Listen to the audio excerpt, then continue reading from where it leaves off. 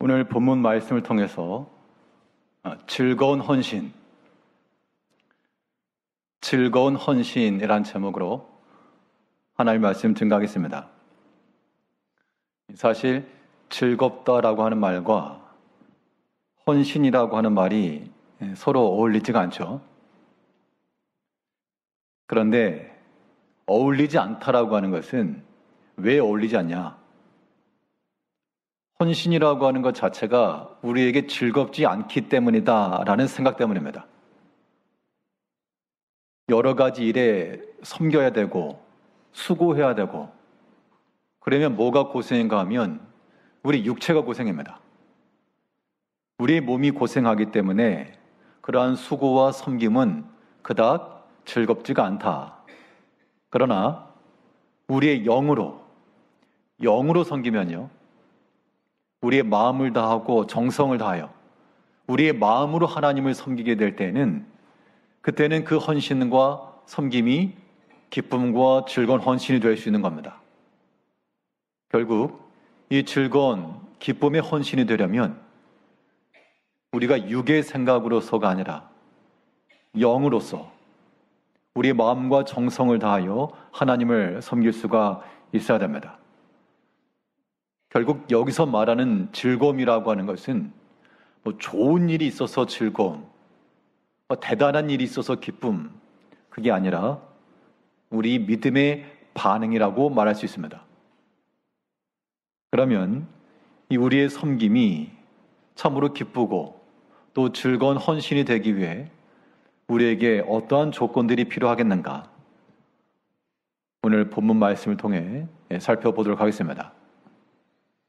오늘 본문에서 느헤미야가 이 성벽 재건을 다 완성한 후 느헤미야서가 총 13장까지죠.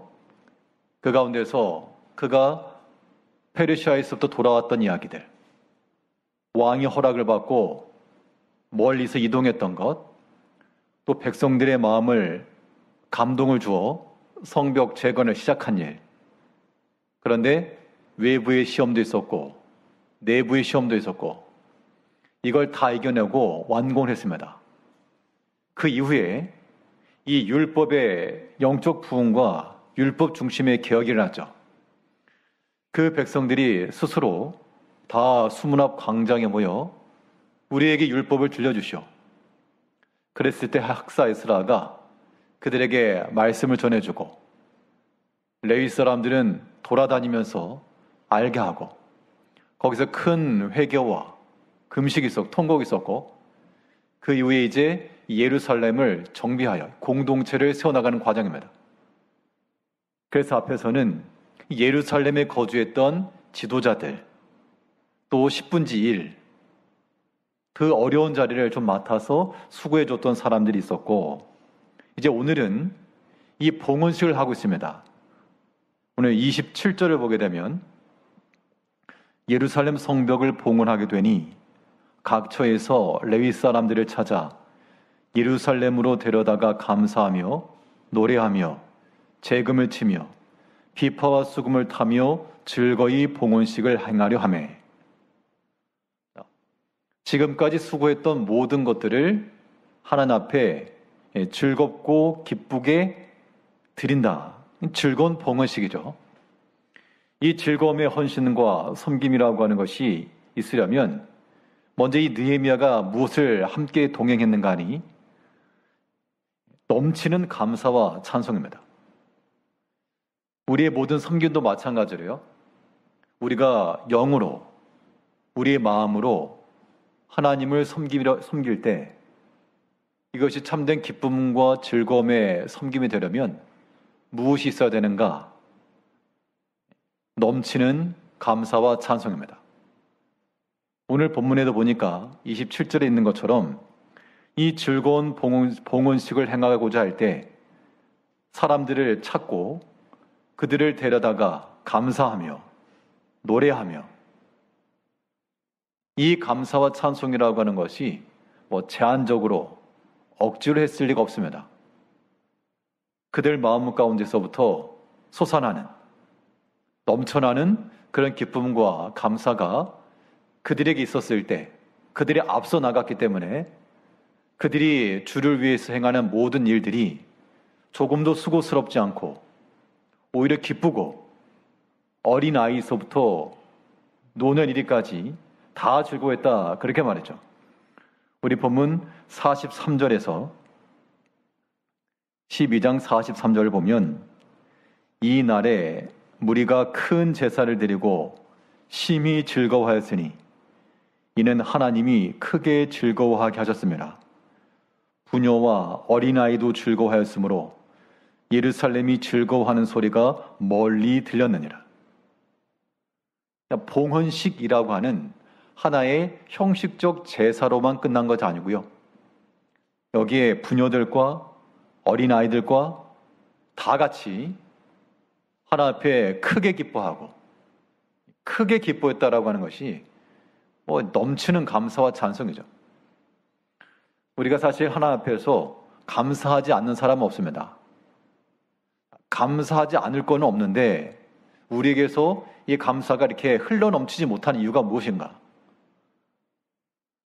성도님들의 삶에서 감사할 게 분명히 있긴 있죠. 없지는 않은데 나에게 그닥 기쁘지 않고 크게 감사가 안 된다.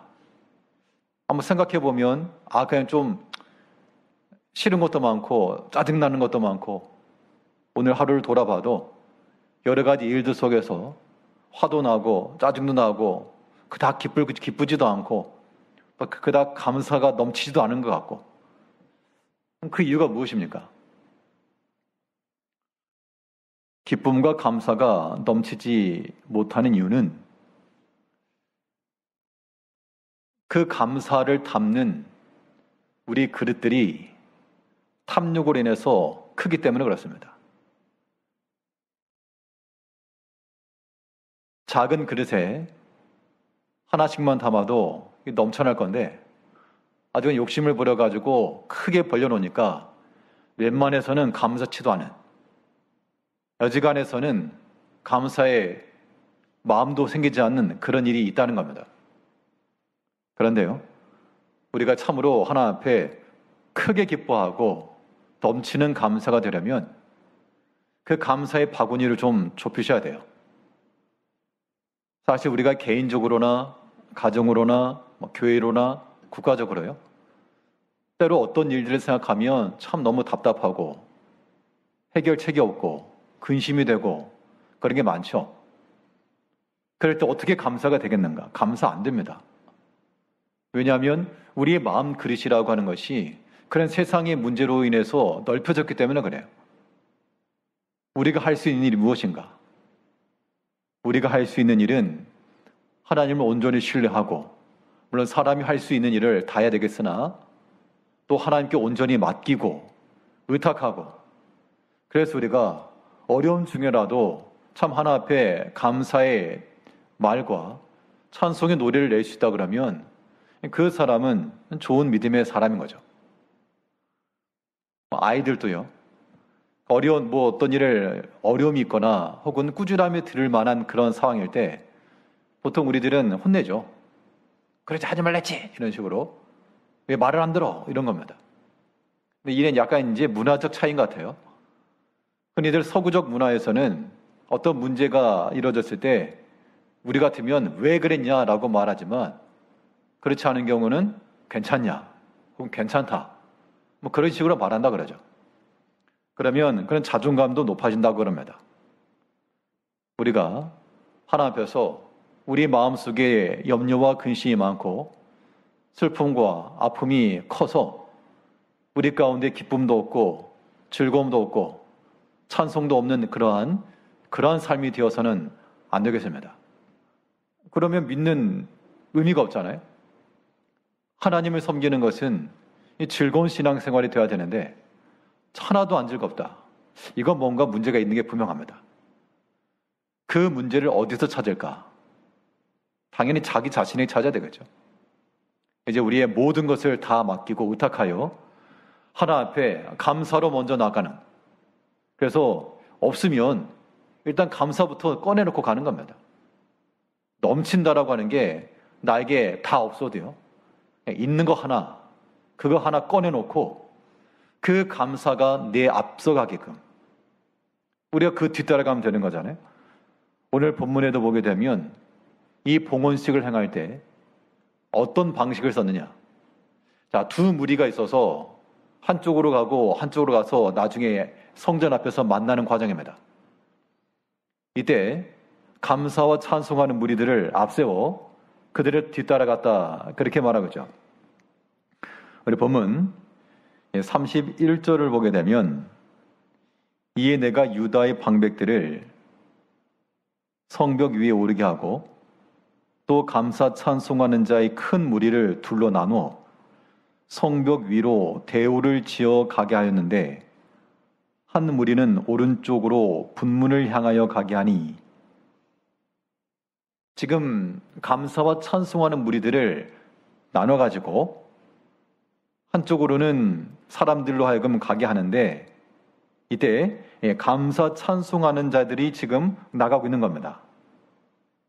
또 38절에도 보게 되면 감사 찬송하는 다른 무리는 왼쪽으로 행진하는데 내가 백성의 절반과 더불어 그 뒤를 따라 성벽 위로 가서 화덕 망대 윗길 성벽 넓은 곳에 이르고 전에 앞에서 성벽과 그 다음에 문짝을 달았던 그런 내용이 나왔는데요.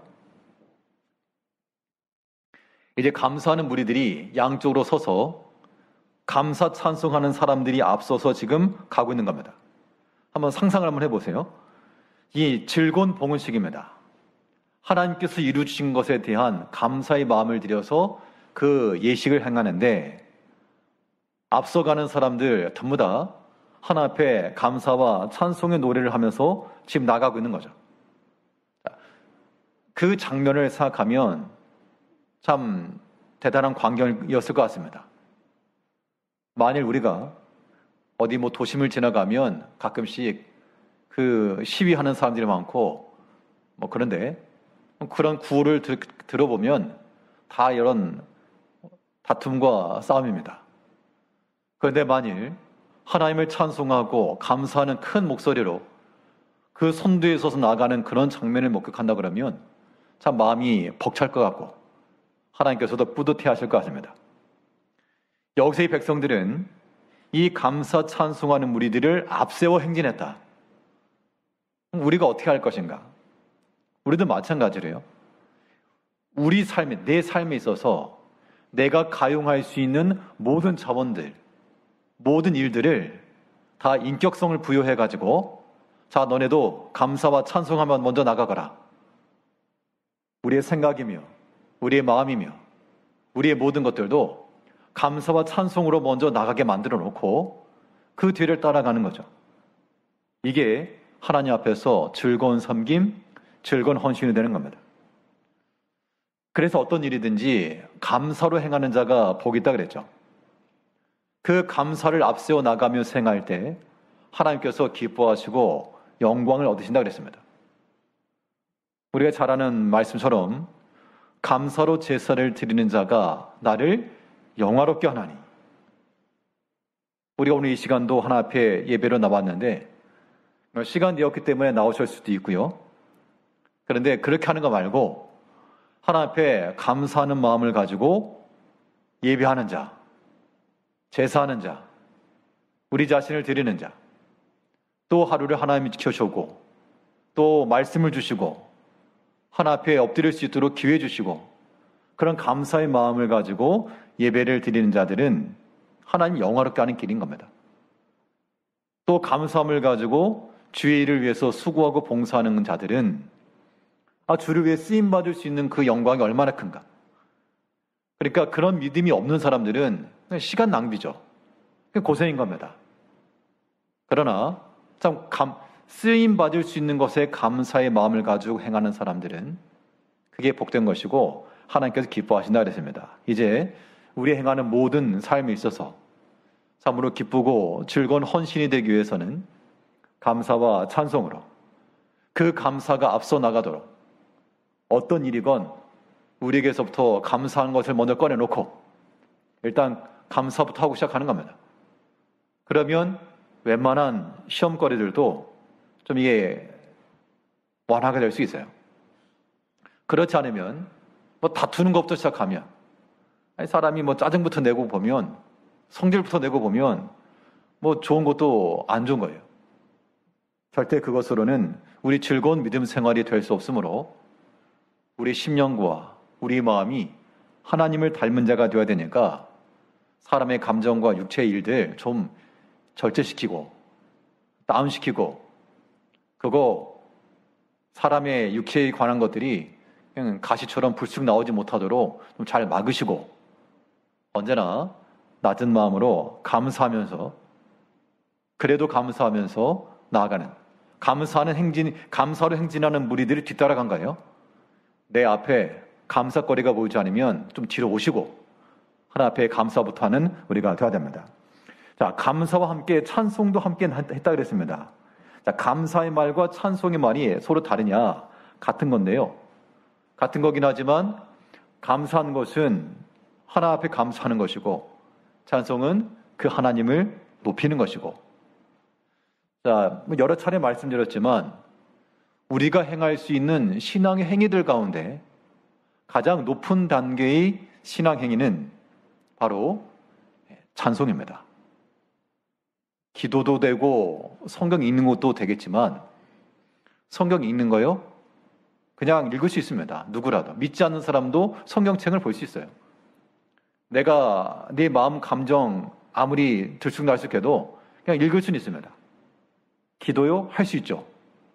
그냥 속은 상하지만 뭐 어차피 말 안 하면 되니까, 속으로 기도하면 되니까 속상한 마음으로도 기도는 충분하죠.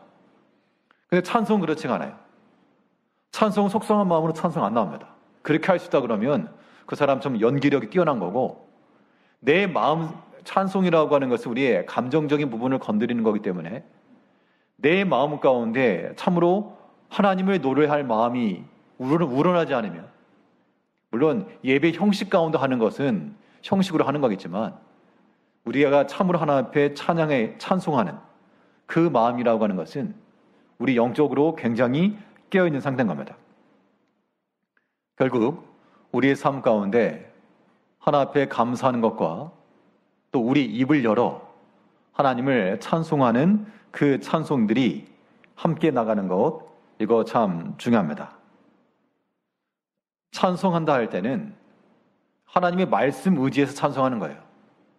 그냥 사람이 아무 생각 없어가지고 그냥 실실 그렇게 웃는 찬송이 아니고, 그 하나님 말씀 의지하여 하나님을 믿고 찬송하는 겁니다. 그래서 그 찬양하는 사람들, 입에서부터 찬송이 나오는 사람들의 그 곁에 있으면 평안하죠. 뭐 다투고 싸우는 말보다야 감사의 말을 하거나 혹은 찬양을 하거나, 뭐 노래를 못 불러서 문제는 아닙니다. 우리 마음 가운데 참으로 내 마음에, 그래서 넘치는 감사와 찬송이죠. 내 마음에서부터 감사가 나오는 것, 그게 바로 찬송의 형태인 겁니다. 자, 찬송이라고 하는 것을 우리가 어떻게 이해를 해야 되느냐? 오늘 새벽 말씀에도 그랬는데요. 다윗이 이 레위 사람들을 재정비했습니다. 재정비한 이유는 이제 성전을 지었기 때문에 그 전까지는 이 성막의 모든 기구와 이 일들을 레위 사람들이 다 어깨에 메고 수레에 끌고 다녔는데, 이제는 이동할 필요가 없으니까 뭐 더 이상 어깨에 멜 일도 없고 수레를 끌고 갈 것도 없습니다. 그래서 성전을 세우고 그 레위 사람들을 24개의 조, 총 24개의 조를 따라서 나눴는데, 그때 나눔에 있어서 또 하나의 조직을 합니다.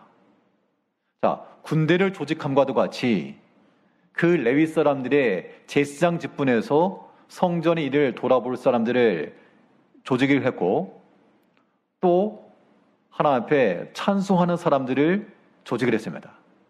하나님 앞에 찬송하는 그 조직을 가리켜 이 군대의 지휘관과 같은 그런 위치를 부여한 거예요.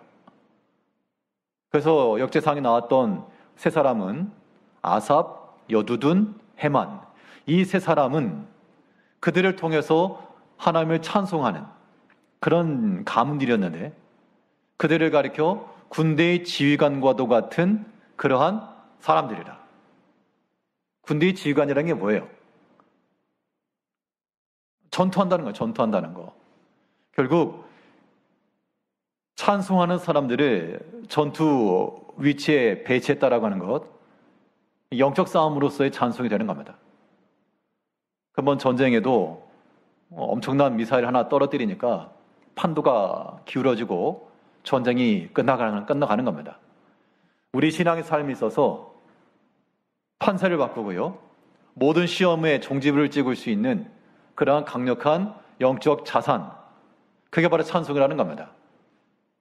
우리 마음이 하나 앞에 넘치는 감사와 찬송으로서, 그래서 실제로 그 전쟁에 나갈 때 이 역대하에 보게 되면 거기 성가대 가운 입혀가지고 노래하는 사람들을 앞서서 전쟁터에 내보냈습니다. 아니, 노래하는 사람들이 전쟁터에 나가지고 뭘 할 수 있을까? 그런데 하나님을 높이 찬송하는 그 찬송 소리가 결국 우리의 싸우는 힘이라, 그 얘기죠. 우리 신앙의 삶에 있어서 이 감사와 찬송이라고 하는 것이 우리에게서 넘쳐나야 되겠습니다. 그냥 꽉 싸매고 있는 게 아니고 넘쳐나서 우리 입으로도 넘쳐나고 마음으로도 넘쳐나고 생각으로도 넘쳐나고, 안 좋은 것들 생각해 가지 마시고, 그럼 얼마나 마음이 상합니까? 가뜩이나 살기 힘든 세상에 우리 마음까지도 그렇게 할 필요가 없고, 하나님 의지하는 마음을 가지고 넘치는 감사와 찬송으로 즐거운 신앙생활, 즐거운 섬김, 즐거운 헌신을 이뤄가는 성도님들 되시기를 바라겠습니다. 둘째로, 또 우리의 섬김이 기쁨과 즐거움의 헌신이 되기 위해서는 풍성한 나눔이 있어야 됩니다. 나누어 줄 수 있다라고 하는 것도 우리 신앙 삶에 있어서 굉장히 큰 기쁨의 요소예요. 나눠주기를 싫어하거나 인색한 사람들은 나눠주는 기쁨을 모릅니다. 구두쇠 같은 마음인 거예요.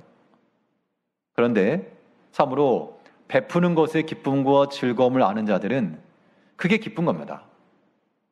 우리가 나눠줄 게 없어서 그렇지, 하나님께서 우리에게 허락하시기만 한다 그러면 우리는 얼마든지 또 충분히 함께 나누기를 힘써야 됩니다.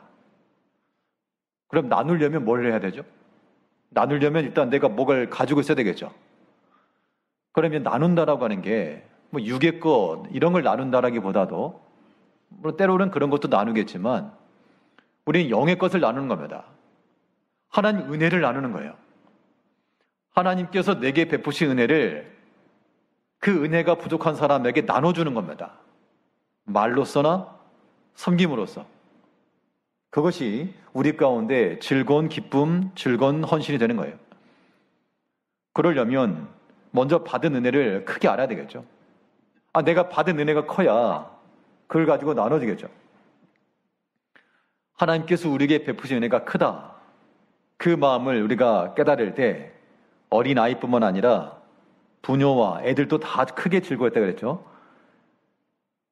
우리 43절 다시 보면, 이 날에 무리가 큰 제사를 드리고 심히 즐거워하였으니 이는 하나님이 크게 즐거워하게 하셨습니다.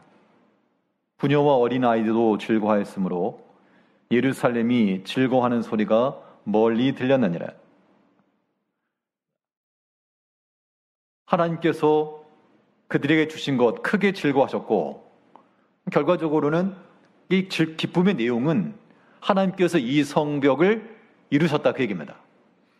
하나님께서 이루신 것을 우리가 보면서 거리면서 참 감사로 나가고 있는 거죠. 하나님의 은혜를 깨달으려면 어떻게 될까? 받은 은혜를 가지고 나누는 거라 그랬습니다. 그러면 하나님의 은혜를 크게 깨달으시려면 은혜 받는 방편을 알아야 되는데요. 우리가 잘 아시는 대로 하나님께서 겸손한 자에게 은혜를 주신다 그랬으니까 우리 마음 바탕이 낮고 겸손한 마음이 돼야 되겠고요. 겸손한 마음이라고 하는 것은 이제 그릇이요, 그릇. 근데 그릇만 있다고 해서 받는 건 아니고, 어디 이제 밥을 얻으려면 밥솥 앞에 가야 되는 것처럼 우리의 겸손한 마음을 가지고 실질적으로 은혜가 나오는 은혜의 그 공급원처로 가야죠. 하나님께서 어떻게 은혜를 베푸시는가 하니, 하나님의 은혜가 우리 가운데 풍성할 때는 거기에 반드시 필요한 것이 있는데, 그게 바로 믿음과 사랑이라 그랬어요. 믿음과 사랑과 함께 넘치도록 풍성하였다. 하나님의 은혜가 예수 안에 있는 믿음과 사랑과 함께 넘치도록 풍성하였다. 결국 우리가 하나님의 큰 은혜를 얻으려면, 큰 은혜를 깨달으려면 우리 가운데 뭐가 있어야 한다는 얘기죠? 예수 안의 믿음과 또 그의 사랑이 우리 마음 가운데 충만할 때, 그때라야 하나님이 내게 주신 은혜를 우리가 아는 것이고, 그 은혜를 깨닫고 또 함께 나눈다는 겁니다. 하나님 말씀을 읽을 때도 가끔씩 이렇게 교제할 때가 있습니다. 가만히 하다 보면 어떨 때는 전혀 생각지 못했던 그런 이야기를 들을 때가 있습니다. 그러나 하나님께서 똑같은 말씀이라도 어떤 사람에게는 이렇게 깨닫게 하시고, 또 어떤 사람에게는 그 상황 속에서 또 다르게 깨닫게 하시는구나. 그러면 함께 이야기하는 것 자체가 베풀어 주는 거예요. 그래서 우리가 서로 모임이 있을 때 다른 세상 얘기도 하시겠습니다만, 말씀에 은혜 받은 거, 또 성경 읽다가 깨달은 거, 그런 거 함께 나누는 게 은혜를 나누는 거예요. 그것이 풍성한 나눔이고, 그럴 때 우리 영혼에 즐거움이 있는 겁니다. 성도님들과의 그런 관계성 속에서 하나님께서 이렇게 은혜를 베풀어 줬어요, 하나님께서 이렇게 지켜주셨어요, 이렇게 깨달았어요 라는 말을 들으면 감사한 거예요. 나에게 해당되는 건 없지만 하나님께 은혜 받은 것들을 보면서 나눠준 겁니다. 나눠준 거예요. 나에게 어떤 일을 도움을 준 건 아니지만 그 은혜를 나누는 것이 우리에게 큰 기쁨이 되는 겁니다. 아무쪼록 우리 성도님께서도 하나님께 있는 큰 은혜를 받으시고, 은혜를 받으려면 뭐가 필요하다고요? 믿음과 사랑이라고. 믿음과 사랑 안에서 풍성하도록 역사하시는 그 하나님의 은혜라고 했으므로, 그 은혜를 받기까지 우리 마음 항상 겸손히 또 믿음과 사랑을 충만히 우리가 써야 되겠고, 이 받은 은혜를 우리가 알았으면 베푸는 것도 우리가 인색하지 않고 여유 있게 베풀어 줘야 됩니다. 그 베푸는 마음이 결국 우리가 받는 몫이에요. 특별히 오늘 본문 47절을 보게 되면, 스룹바벨 때와 느헤미야 때에는 온 이스라엘이 노래하는 자들과 문지기들에게 날마다 쓸 몫을 주되, 그들이 성별한 것을 레위 사람들에게 주고, 레위 사람들은 그것을 또 성별하여 아론 자손에게 주었느니라. 그 당시 레위 사람들은 그들이 따로 기업을 얻지 못했기 때문에 백성들이 가져왔던 재물들 가운데 제사장에게로 돌리고, 그 다음에 레위 자손들에게 돌렸습니다. 근데 오늘 47절에 보니까 이 스룹바벨 때와 느헤미야 때는 특별히 노래하는 자들, 문지기들에게도 날마다 쓸 몫을 줬다는 겁니다. 그러니까 이 노래하는 사람들과 문지기들이 먹을 양식이 주어지기 때문에 그 일을 할 수가 있었다는 얘기예요. 만약에 주어진 몫이 없다 그러면 생활을 해야 되니까 어디론가 갔겠죠. 이게 그 당시 이스라엘 백성들의 영적 상태였습니다. 백성들이 영적으로 깨어서 하나님을 찾고 그럴 때는 레위 사람들과 제사장들이 그들의 양식으로 살았고, 백성들이 하나님을 섬기지 않고 우상 섬길 때는 하나님 앞에 가져오는 예물이 없으니까 사람들이 떠나는 겁니다. 레위 사람들이라도 하나님께서 거주하게 하신 그 성읍을 떠나고 돌아다니고, 그래서 어느 한 사사기에 보게 되면 어느 한 집에 가서 개인적으로 제사장 노릇하고, 그 당시에도 왜 줘야 되냐, 노래하는 사람들 문지기들 왜 주냐, 그런 마음을 지녔다 그러면 아마도 이 노래하는 사람들과 문지기들을 통해서 섬김의 일들은 얻지 못했을 겁니다. 그런데 백성들이 크게 기뻐하고 즐거워하면서 하나님이 베푸신 것을 아니까 이게 나누는 것도 인색하지 않았다는 겁니다. 그들의 쓸 것을 나눠주고 베풀어주고, 우리 성도님께서도 하나님의 교회를 섬김에 있어 인색한 마음을 좀 거두시고요. 그러니까 다른 사람을 돕는다 그러면 인색할 수 있어요. 그런데 그 돕는 대상이 자기 자신이거나 내 자녀이거나 내 형제이거나 그러면 얘기가 또 달라져요. 좀 더 베풀어 줘라. 좀 더 주지 그러냐. 이제 우리가 모든 섬김에 있어서도 넘치도록 풍성하도록 베풀어 줄 수 있어야 됩니다. 은혜를 베푸며 구워주는 자가 잘 된다 그랬죠. 여기서 다른 물질을 구워주고 그런 게 아니고 은혜를 베풀며 구워주는 자는 잘 될 것이라 그랬으므로 우리가 좀 마음을 넓게 쓰시고 옹졸하게 하지 마시고요. 좀 넓게 쓰시고 베푼 것만큼 하나님께서 갚아주신다. 그 마음을 가지고 풍성한 나눔, 이것이 있을 때 우리 모든 성도들도 믿음의 교제와 하나님을 섬기는 것이 기쁘고 즐거움에 이를 거라고 하는 겁니다. 우리가 어떤 일을 행할 때요, 특별히 어떤 일을 맡아서 행하실 때에는 좀 인색한 마음 좀 거두시고 좀 여유 있게 넘치는 마음을 가지고, 물론 그렇다고 해서 과소비를 하거나 그럴 수는 없죠. 할 수 있는 범위 내에서 우리의 마음을 써서 그들을 섬기며 함께 즐거워하고 함께 기뻐할 수 있는 그런 일들을 이루어간다는 겁니다. 오늘 본문에서 느헤미야가 완성된 성벽과 이 봉헌식을 행할 때 어떤 봉헌식이요? 즐거운 봉헌식, 즐거운 예배. 우리 즐거운 예배가 되어야 되는데 그렇지 못해서 우리 문제가 되죠.